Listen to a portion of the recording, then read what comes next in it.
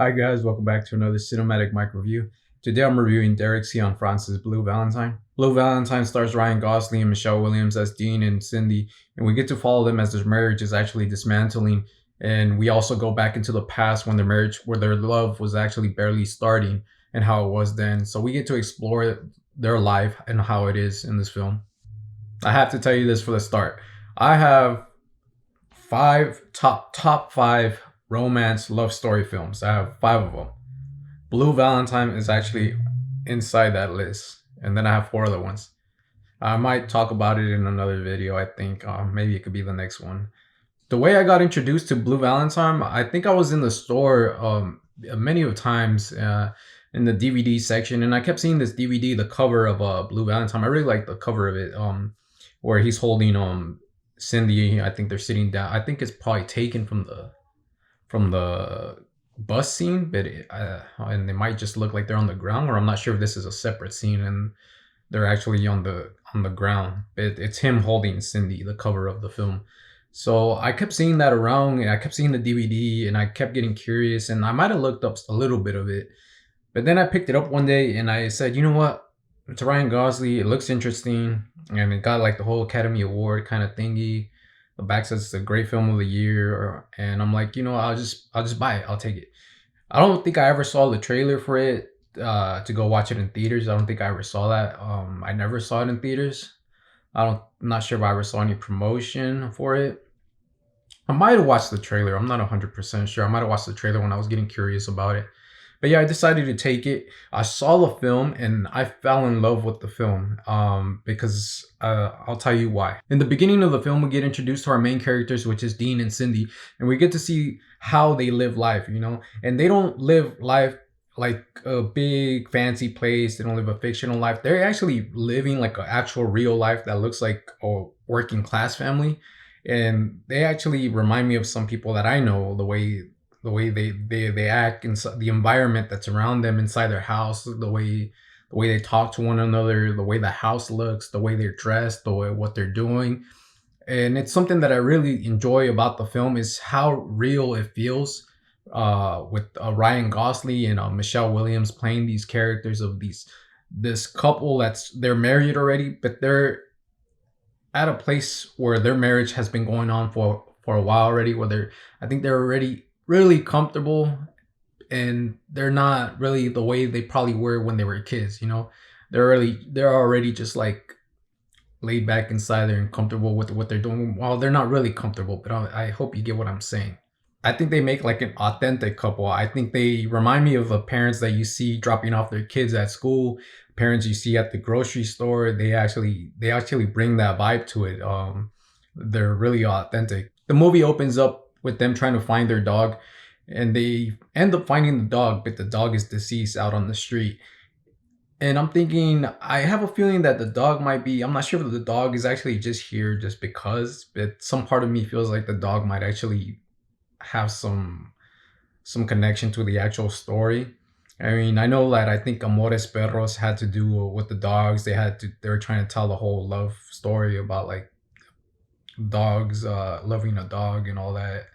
And I'm not sure here if it has to do with the whole love story or like the dog dying and then this relationship that's dismantling.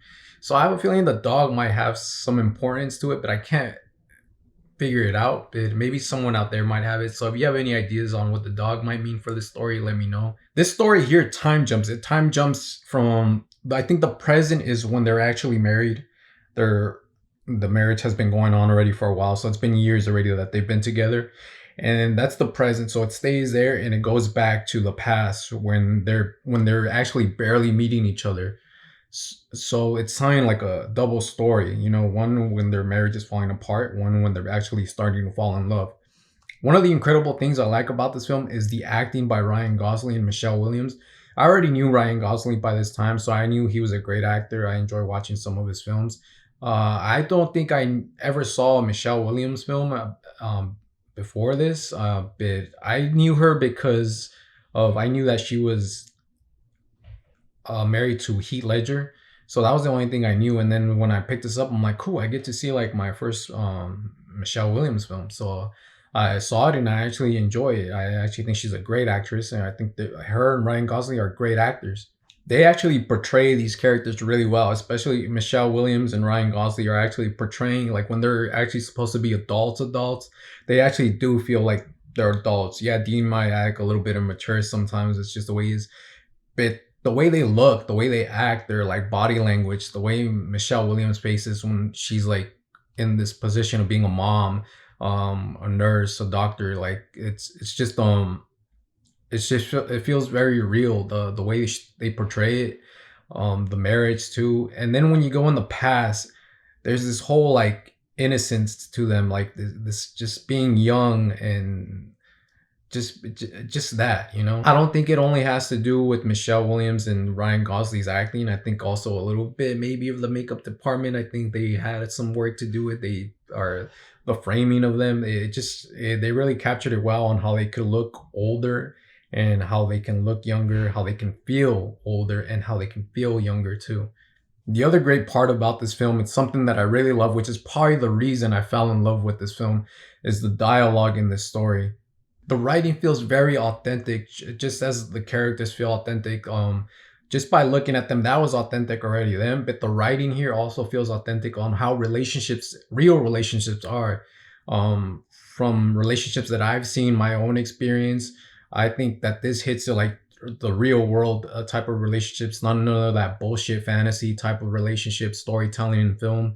This is actually a real life type of dialogue, type of conversations that you might have had, that you might have felt, that you might have seen, and that's what I love about this film. I mean, you got like the ex, the whole jealousy of the ex, running into the ex thing, you know, interrogating the person because they got a connection to their ex for just a little bit, and the way Michelle Williams, like that car scene, I love that car scene after Michelle Williams encounters her ex Bobby, I think, played by Mike Vogel from Cloverfield, I believe. And that scene is just, I fell in love with, I think that's where I fell in love with it, because I'm like, damn, this thing actually feels real.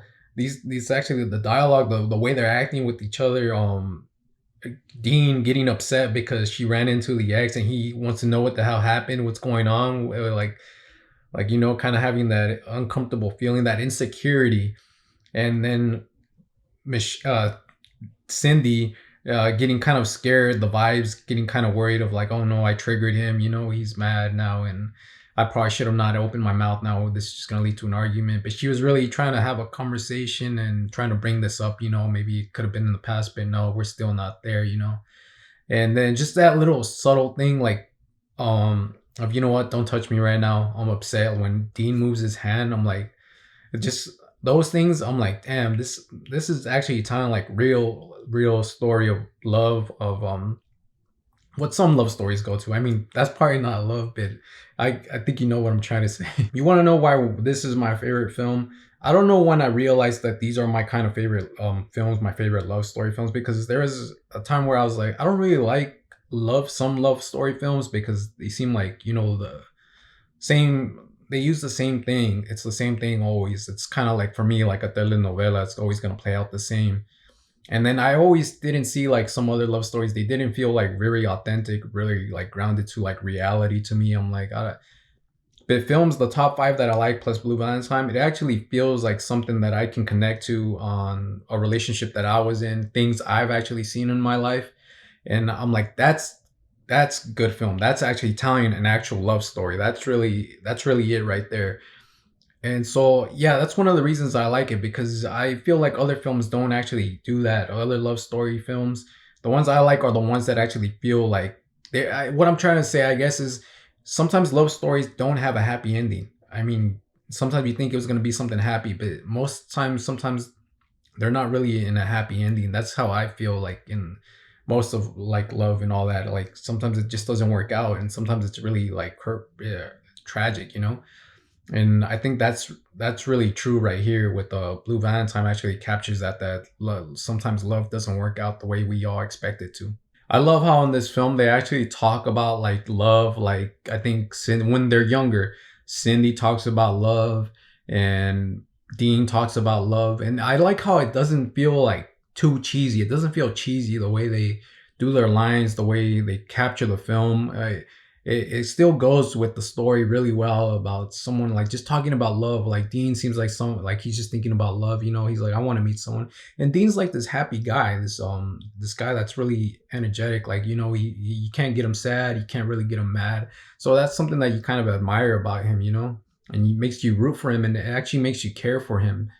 And Cindy too. Cindy seems like just this girl, you know, she's in school, and she's studying to be a doctor or a nurse, and she's dealing with this guy, and then you know, she's kind of falling in love with this other guy, and now this thing kind of becomes complicated, and then her situation gets a little bit worse, and things that actually happen in real life, you know. When they get older, I think Cindy's at this point in her life where she feels like her life is meaningless, and I don't think Dean is really helping her out to help her feel any better about herself. And I think she's just really in a point where she's thinking about her life in a different way, where I think she's really thinking like, I could have done this, I could have done that. I don't know what I'm doing here. Am I happy? I don't think I'm happy. You know, Dean's not like that. Dean's like, all right, I got her. I wanted her. I'm taking care of her kid and my kid. And that's it. That's all I need. And I'm fine here. I got the perfect life. That's it. But I feel like, you know, Cindy's actually missing something, a big part. She can't find it, and I don't think Dean can really find it that much either. But I think it's also sad because, you know, and when people fall in love, and as I said this, sometimes it just falls apart, and it's something really hurtful and something like really traumatic, I think. And that's what happens in this story, is it's dealing with that part of that traumatic feeling of like when you break up with someone you really love, someone that you spend most of the time with, someone that probably knows everything about you and you knew everything about that person, and it seems like they just walk away with all that and just leave you there like nothing, you know. The cinematography by Adrej Parek is actually really great in this. I actually enjoy it. I like how I noticed, because usually with handheld, I would use that for like something disastrous, you know, something troubling. So I would expect that to be used in the part where their marriage is actually falling apart and deteriorating. So that's something that I better hear. I noticed that he uses it in the love story when they're falling in love. So, and what I like is that I noticed too this time watching is that he uses handheld in the part where they're falling in love, and in the part where their life is actually deteriorating, he actually uses stable shots. Well, not all stable shots. He uses some movements too, but stable shots, and then present stable movement shots, pass, handheld shots. So I think it's really good because I think it goes with making us being part of that whole falling in love with Cindy, falling in love with Dean. You know, I think we become part of that relationship too. We're inside there. And that's what I love about handheld in certain situations. So I use this film as actually an inspiration on one of my short films that you can find if you go back on some of my videos called Don't Go.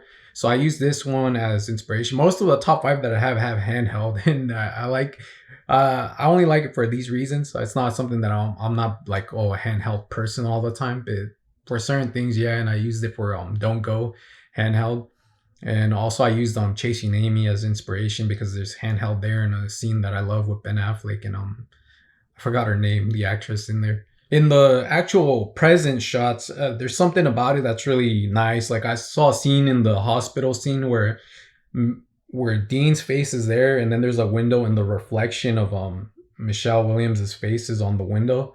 So I thought that was pretty impressive. That was pretty cool, and I know they play around with it differently, like the way it's framed. It's really nice. I also noticed that the past and the present look different, the images. So I looked up the information about the cinematography, and I found out that they actually use different lenses for the past and the present. So that's why it has like a different image. I'm not sure what they were trying to tell with the image of the lens that they used. But I thought that was pretty cool, changing it up a bit too. And I'm pretty sure there's a reason why they did that. I'll have to look it up on and find out why. The lighting looks nice. I love the colors of the red and blue. I always love this type of cinematography, the blue and the red, because they use it, I think, in Amores Perros. They use it in Blue Valentine, and they use it in, what was that Lady Gaga film called? A Star Is Born, I believe. So I always see this blue and red cinematography, and I always fall in love with it. I'm sure anyone that's fallen in love will love the love scenes. I'm sure that anyone that had their heart broken I don't know if you could say they would love those scenes, but they'd be able to relate to those scenes of like the arguments, the just feeling like we're growing apart already by this point. Some people want something else, and it just doesn't work out. So, or if you've been through the whole thing. And I'm pretty sure there are actually marriages that are like that, have been like this. And I love movies that tell real stories, real that hit real life, and they capture it really well. And that's what this film does, and that's what I love about Blue Valentine. I actually have a passion project, I guess you would say. There was a dream script that I wanted to write of like a love story about like things I went through in high school. And it wasn't just gonna be, at first it was, but it was gonna be about me. But as I grew older, I started seeing people and different other people, friends, families, relationships, and the whole thing came together. And I have an idea for like a beginning to middle to end, but I can't really flesh it out well. And I suck, I think, at dialogue. So every time I start writing it, I get mad, and then I just like tear it up and start over. And so far, I haven't got anywhere with it, but I have the whole like breakdown of it. But sometimes I think it's just going to be something imaginative. But this is kind of like what I would have wanted it to be, this type of film. I'm like, this is a type of film that I want to make. The dialogue is, this film is great because the acting, the cinematography, the script, it's great, the directing, it's all great. All these things play an important part in storytelling, and I think they did it really well in Blue Valentine to help this whole story as a whole.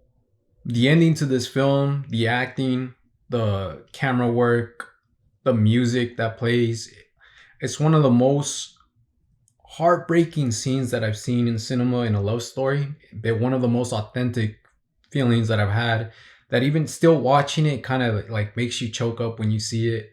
And I appreciated the film because I'm like, damn, this guy actually captured a story that I kind of would want to tell, about an actual love story, whatever you want to call it. And this guy actually captured reality really well.